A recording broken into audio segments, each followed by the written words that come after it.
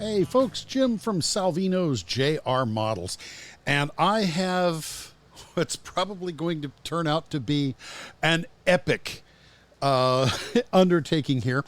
Rick did Rick shot some videos of assembling his Joseph Newgarden kit, and he wanted to give you guys some tips and tricks for the assembly of that, but not just the assembly of this kit, but the general assembly of your kits in general. Gluing, finishing, taping, making sure stuff fits together correctly, etc.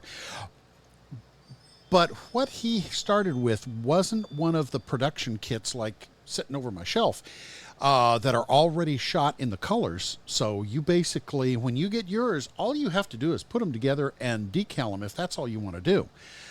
But what he was building was the test shots that we get from the mold factory, and they shoot them in a really translucent white. So they need to be painted. So when he talks about painting his parts, he had to, but you don't. So unless you just want to, you don't need to worry about the painting. But you're probably going to want to watch this in multiple sessions. And as of yet, I haven't seen parts 2, 3, and 4 of this. So let's see what happens. And take it away, Mr. Rick Salvino. Hi guys, this is my decaled version of the Joseph Newgarden car, and I wanted to show you some things that I addressed. All I've done is decal the car, and then I mocked it up. Nothing is glued except for the mirrors, of course, but all this is going to come apart, and I'll take it apart with you and show you some of the challenges. This car has been primered with Tamiya.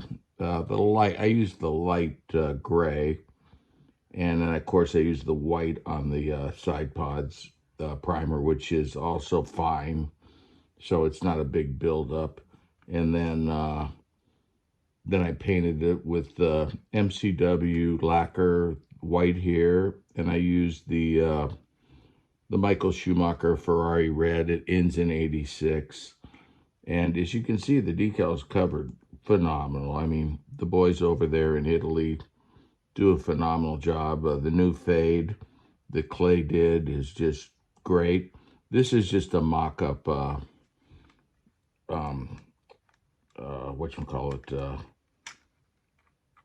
windshield. I'm not going to do it this way. He has plenty of overhang on it. So I'll glue it in, get it in place, and I'll show you. You got buildup is what I wanted to talk about. And on the window, the first thing we'll just talk about that is whenever I get done spraying, I already got buildup with primer, paint, and some cases decals, which I'll show you. But you'll need to go in and sand that out if you want to get that thing to fit beautifully. Whatever you add, you got to take away. All cars are made just to be built. So no one, depending on if you use a 2K clear, or I use a lacquer clear, which is thinner. It depends on what products you use, depends on how thick the car will get. How many decals? Do your decals overlap into the area? And one thing I want to talk about is getting a bond. Instead of gluing decal or paint to paint, depending on how you build your car, you always have to do styrene to styrene. And that's what this video is going to be about. So anyways, yeah, side pods are just the only thing I'm going to do. I do wrap my decals around, as you see right there. And so that's why I always want an extra sheet, so I have some decals to wrap around. I didn't do this little part yet. It's a new one. And see, as you're getting dust on it. But the next step is to clear coat these parts. So anyways, this is just a mock-up fitting. So since this part doesn't glue, you don't have to worry about your buildup, but you do have to worry about how it's going to fit in and get your angle on this. This is going to be one of the biggest parts of this car, is to to get this height right, because you got to keep adjusting. And I found when you adjust these, if you want to push this side down, all you do is bend there, and it pushes the side pod down. Pretty simple. It's actually a pretty easy car. And then there's the other side pod. And the engine cover. See, on my engine cover, I put carbon decal here. Well, that's something now I gotta make up for, whenever after I clear, because now I'm going to get clear on here and I can't just sand it out because I need to keep that decal. So you're either going to do a little flexing, bending. I'll show you as we go along. The engine mock-up, I just did that so I would be able to put that you can't get the engine cover to sit without that piece on. And then this piece here is just put in so that all worked. I'll get that out of the way, but I want to show you on what my plans are for the under tray to not get buildup. And this stuff all is just sit on here. So some of the areas that I'm going to have to address is where this glues to there to be able to get a good fit. This line here, where it glues to there, I'm going to have to clean that up eventually so that I get a good styrene to styrene fit. And one of the biggest things to get the car to sit down, of course, you're going to have to clean all this off. And then we'll do a little bit of cleaning up in there later. But that under piece is right here. I just knocked a few things down. So that under piece is right here. And then I got a little bit of touch up to go. But there's the under piece. Now I'm going to have to clean this out. So I'll scrape that decal before I clear. And probably run tape through there. So that I can get... and then this is... I'll explain that in a second. So it's got all kinds of dust on it from mocking it up here. But so it haven't sprayed nothing. So as you can see, whenever I put my primer on, right, I taped off where the transmission goes, this part here, because now all I have is primer and I can scrape that off, and I know, and I taped that off, as you can see, before I sprayed the I used MCW's metal whatever paint. But so this will be styrene to styrene when I glue it down in. So, and I won't get height. I'm trying to eliminate the car going up in the air, because when the car goes up in the air, it goes up in the air everywhere. And this is really your cross to bear build up along this edge here, and this edge too, and the edges for that. So what I'll do is, as you can see, I put the carbon on, well, it overlaps in. So one of the first things I'll do is I'll go in and put that back in place. And then I'll get my knife. I'll just do it right now for you to show you. So here's a little bit of carbon there. So I'll just come along there and cut. And can't see very good, but I'll cut that out. And you can leave that in there, take it out, it's up to you. But I'll cut all that out, and then I'll go along here. Got a little too aggressive. It's all right, it all gets covered anyways. Doesn't matter. Just another spot I have to touch up because I can't see. Normally I'd wear goggles to do this. But anyways, see, I took a little piece off there. I'll put it back on. You can always touch up carbon really easy. So what I do is I'll remove all of this carbon here.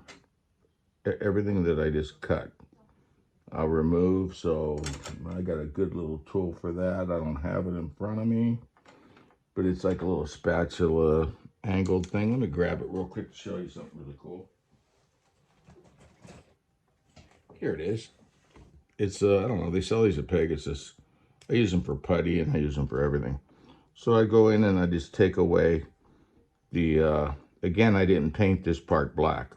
It was just the decal overlapped onto it. See, it's got primer under it, you know. So I taped off this area that I'm pulling this decal out of before I sprayed the black, because I knew that I had to get down to the styrene to styrene. Now, of course, I'll scratch all of this, you know, and clean it up before I glue it together. So anyways, you get the idea. I'll clean that up later.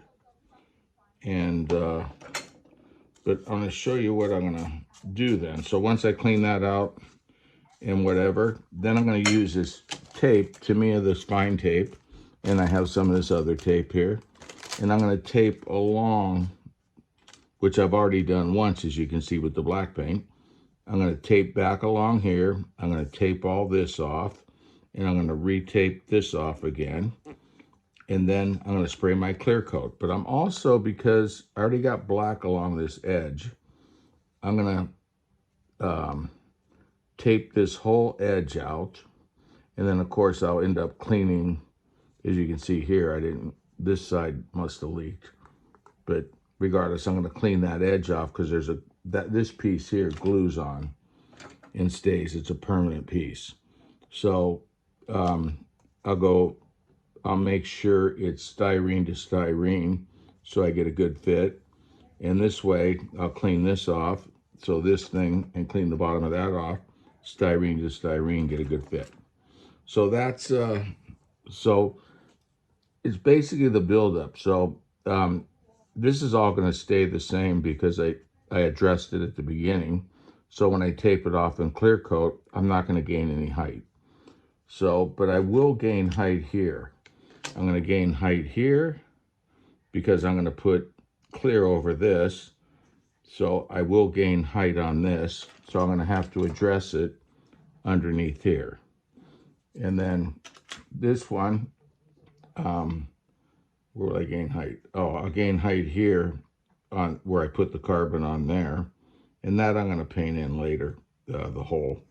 But I put carbon on there. So I'll gain height there, and I'm going to gain height around the back here where I put carbon, because I want to cover up the decal with clear. So those are going to be my crosses to bear. But what I was just showing you now is how to make sure that when you're planning out your cars, plan out that you don't want to glue paint to paint, and you don't want to glue you know, having to use another glue and clear to clear or whatever it is, because it won't hold. But if you use styrene glue, you know, this is one of the popular ones, the Tamiya or the tube glue, which I use a ton of, it'll hold up and it will last for years. So anyways, that's step one. And then the next step will be to get this stuff clear coated and make any adjustments. But the key is going to be not gaining any more height on here, clearing that out so that the pieces that do glue, see back here it doesn't glue, but the pieces that do glue will be styrene to styrene. So that's my next adventure. All right, so I got it all taped up. As you can see, I taped up the rail because I don't want to get buildup and raise the car in the air. I taped up where that's coming in. Again, I probably overdo it. What you're worried about is where it's hitting and how much it will build up. You can figure that out. Every model's different, but and depending on what products you're using. But on the Opal wheel cars, that's always been an issue. You know, I built them for years and years. Actually, in the next segment of this, I'll pull out some of the ones I built in the late 70s when they first came out. I don't have any of the 12 scales I built before that. But they're just, they're not painted or nothing. So I didn't have to worry about that issue so much. So I've glued in the the gas receptacle. I do have to run some carbon, on that seam line there. And I think I have the videos backwards, guys, because I don't know how to do that. But and touch up some of this, and got a little bit of carbon touch up there and there. Now I'll go through it and touch up all the carbon. As I said before, I want to do the sides with some of that yellow there. I've already done around here. So now I'll go in and do all the touch up. Then I gotta clean off this area and tape it, of course. That's probably the only other area. All the rest I'm just gonna have to adjust. Here I will clean off when it comes time to glue it to the side of the car. And I will clean off this area before I glue it to the side of the car, because that's a permanent glue job. I will put a little bit of carbon up on the inside of these. You got to watch the outside of these because that's part of the buildup. I would normally tape that off in through here, but I'm going to end up having to sand in there anyway, so I'll just clear it. And then I got some cool little sanding sticks I'll show you when it comes time to fitting all this stuff together. So yeah, a few touch up on the carbon decals and the rear wing. There's a couple touch up spots. And what I use when I do that, use Solve Set. It melts it in and you don't see a seam line. I use that and Microsaw are my two products I use. But anyways, let's clear coat this thing. Do the touch up decals first and then clear coat it.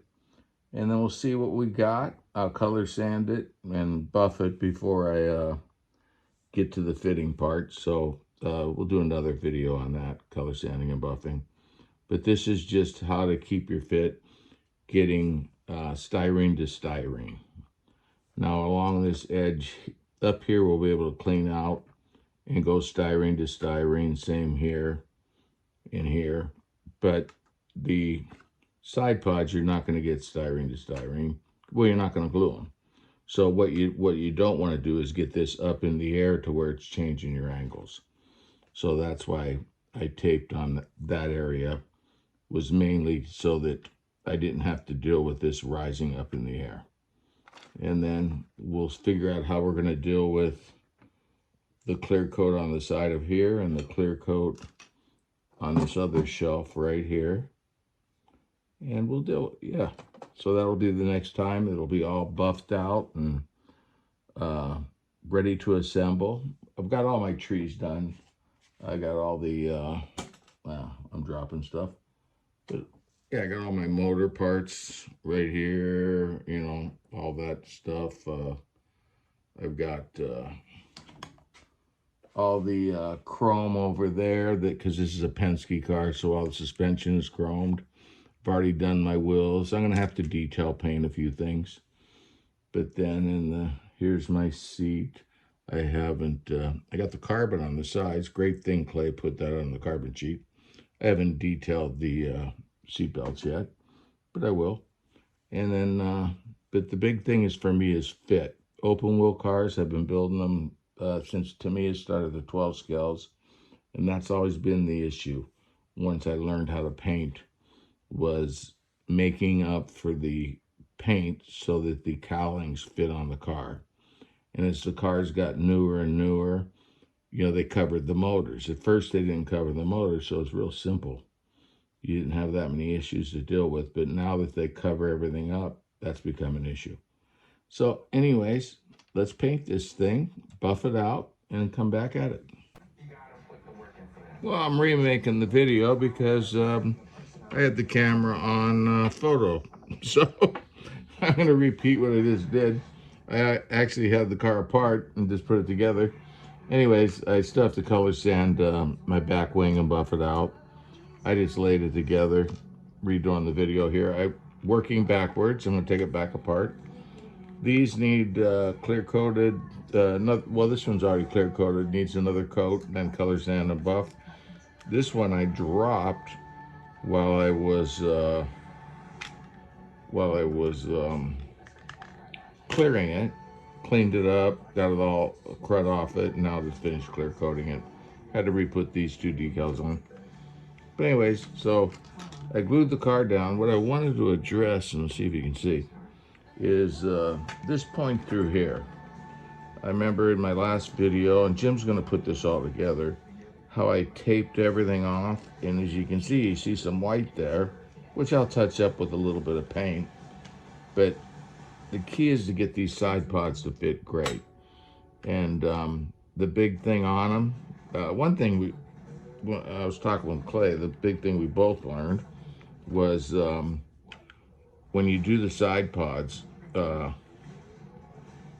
you want to make sure that you put your side pod on. They clip on so great. Look at this fit. Look at that fit down through there. Unbelievable. And that's just by manipulating the styrene and stuff.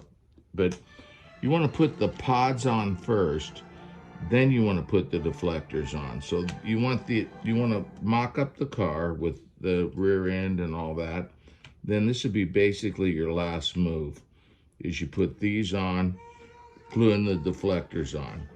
Because otherwise, if you just glue them on loose, they could be anywhere, you know? This way you know they're on the side of the car exactly where it's supposed to be. Then finish them up. But I should have put that on first. I can slide it in. I'll cheat. And then this one goes on the other side. Like I said, they just need a little more finish work. And see if I can get that on without looking. Look at that. But look at my fit, just dead level. You know, everything dead level. One thing you're gonna have to deal with is we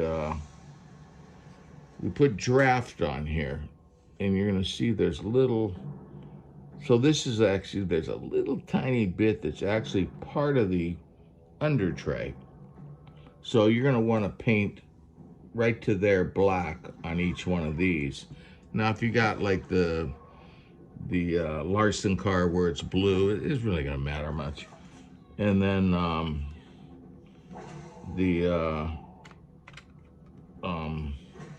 put on this white to black. But check out this one I did buff out. I just need to do those. This was buffed out, but I'll put one more coat of anti-static on it. I haven't really detailed anything in here yet. Just kind of got it in place. But as you can see, now that's buffed out. I don't know if you can see it good or if I'm in the deal. But boy, that carbon is phenomenal. And I used MCW lacquer on the car. Everything's backwards now that I'm looking in the screen. I'm facing myself. But yeah, so I'll get it finished up, all buffed up. And the next thing I'll show you, I mentioned before, I'm redoing the video. I used the Revell Chrome, great, but that clear coat, and the name of the brand is, I'm gonna stand up for a second and walk over and grab it. The name of the brand is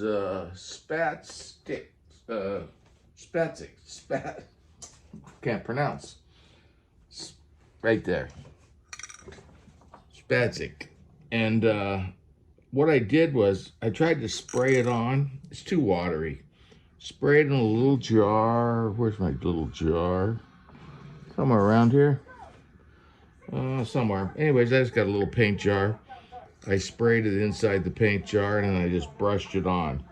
It leaves no marks, no streaks, no nothing, because it's just so thin. It comes out too fast to spray.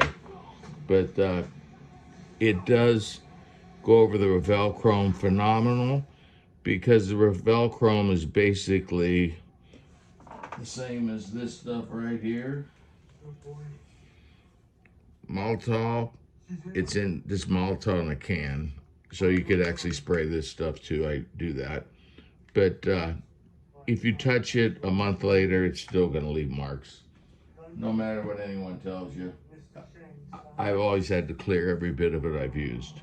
I used to use this clear here, and it does work. It just takes longer to dry. Alcalad 2 Lacquer Gloss Clear. It also works over. They're the only two clears that I've ever found. But I like this one. It's convenient, easy to get, and it dries quicker. This takes like 4 weeks to really dry up, so to where you can handle the part. So thank you to whoever it was on the club page that turned us all onto that. And it's great that we have these clears now. It's just phenomenal. So I'll throw it back together here, and then I'll finish up my suspension. I got it all chromed, and probably chromed a little too much on it. I was looking at a picture of Joseph's car from this weekend, and he isn't even running chrome in the back. He's just running in the front. But at the Indy, he ran chrome all the way around. And this is the Indy car. I still have to do the pipes out the back, and I don't know what I'm going to use yet on those. But I still have some detail stuff to do. But this is a curbside, and basically put all my work in the paint job and fit, And it came out pretty darn good. Fits are phenomenal. Let's see here. There we go. Snap, snap. I mean, it snaps in place. I know you see that one Asian dude, with his magnets, right? And shaking the car. It does it without it. You don't need magnets. But whatever floats everyone's boat. Do whatever your favorite. My wing's a little loose back there because with all the clear and stuff I put on, I loosened the hole up pretty good. Again, I have to color sand this. I love the carbon up underneath the wing and how it overlaps here. And do whatever you want. But it's going to be a nice curbside. I'll never take the covers off it. I'll put it in in a plastic case. Let's see if I can get those to line up on there. Of course not. They're going to fight me right now. Ah, well. I was showing we were talking on the show today. I'm going to show one more thing real quick before I leave. I actually ordered the Raul Boiselle car. This is a Tamiya one. And we were talking about the different plastics. Well, on this one, I built so many Tamiya, 1/20th, 1/12th. I had to cut little strips of plastic out because you got this gap. Well, their plastic is so hard that there's no way to bend it. You just break it. See, our plastic, you'd be able to take that off, bend it, high impact styrene, and be able to get that thing level. I've looked at a bunch of builds on the internet, and everybody sticks up like that, has that big old lip. So what I was going to do is just throw some strip in there.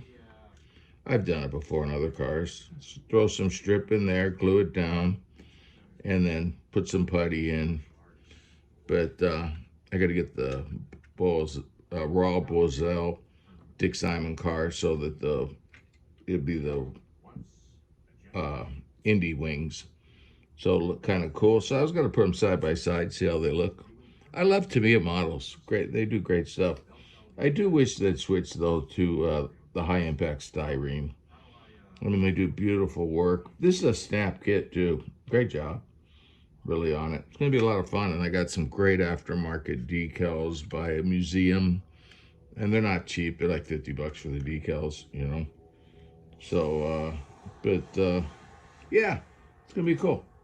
But that's what I wanted to also talk about. We talked about on the show today, the high impact styrene and how you can manipulate it to get these great fits. I was introduced to high impact styrene when they reissued the the 200 win Petty car and the Dale Earnhardt, I guess it was the Wrangler car, Terry Labonte's Piedmont car, on that second release out of the blue, and the Hardy's car. And there's the first time really I ever seen high impact styrene. And it's real, here's some right here. I mean, it's flexible. It doesn't break. It doesn't, this is a thick piece. You can bend it. You can change the shape of it. It's really cool to work with. When I first seen it, I hated it. I thought it was, what's this crap? But it turned out to be a far superior product. And we went to Chad, the guy that injects our kits. He was the one who explained it all to us. And that's kind of the Tamiya one over there is kind of the old school way of doing it. Again, most model companies are switching to high impact styrene. And being a fan of Tamiya, I wish they would reissue some of their old kits, like the T3 Ferrari they issued in the late 70s, where you could never get the cowling to fit and you end up gluing it down. But if they did it in high impact, I'd be able to get it down. So anyways, I'll do one more update with the finished car. But the big thing was talking about that line and build-ups so that stuff fits when you're done. You got great fits, dead flush all the way around. Maybe in the camera you can't tell. Just knocked the wing off again. But dead flush all the way around. Flush all the way on the other side. Dead flush. Again, you can see those little white things. I don't know if you can see them there. That's actually part of the side pod because the draft that you have to get off the car, But, and even this, like this, if you wanted to lower that, you could sit there and bend that thing. It would hold the bend. The window was fun to get on. It went on really well. I still have to put that, I painted it. And I cleared it. Now I got to buff it a little bit and then put that on there. And let's try it again. All right. This is the third time I've tried to shoot this video. First time I just went way too long, and you know me, start talking. So anyways, here's the car. I'm stoked. It's one of the most fun builds I've ever done in my life. Really proud of Jim and all the people at Indy and the whole gang for contributed. But there's the body parts. Remember we talked about buildup. Didn't get any more buildup. Got all the crud underneath the motor there. Went blue, I don't know why. Just picked blue there and red there for no particular reason. I used, kind of followed what's called instructions, clays. But then I put washes on them, on all that, put wash on there just to highlight a little bit. Add a little extra carbon there, a little more under the wings. And put it on the shelves here, on there, that shelf, on the shelves on there. I put carbon. But other than that, and I put carbon inside there. Other than that, it's a dead stock build. I like these little tear-off things. There's a couple on this side too. But yeah, I did a great job. I left the seat belt out because I'm gonna put a driver in mine when we eventually get to that point and build a driver. But that'll be cool. But great job, Clay. Great job on the decals. Phenomenal. The blend was beautiful. They took, I used lacquer clear, so that's dangerous, but they took the lacquer clear. Whatchamacallit's really good at it, though. Those Italians, Cartograph, they've always been good at it. And then get this side's a little tighter. There, got it. Goes on. By the way, you don't need magnets and stuff, guys. Jim designed this thing beautifully. We went over it since, gosh, it was like September. We were still making changes to kind of lock it together when we were over in Vegas. I think it was, yeah, last September. So, came out great, great, great. I'm stoked. And then, like I said, there's this car I built in 1978, actually, in my apartment. And that was a great time for Formula One models because to me, had knocked out the McLaren, the Ferraris, the Wolf, and of course the Lotus that Mario was driving in the world title. So I was really stoked about that. You could see the decals were, technology wasn't quite there, but they still looked nice. They were see-through. I didn't paint it, but I'll keep this car the rest of my life, of course. Just like you guys. You know, now we can use automotive paints. We've learned a lot. And then here's that car. I was showing you the styrene. It won't go down. I keep sanding on it. Just gonna have to sand it level.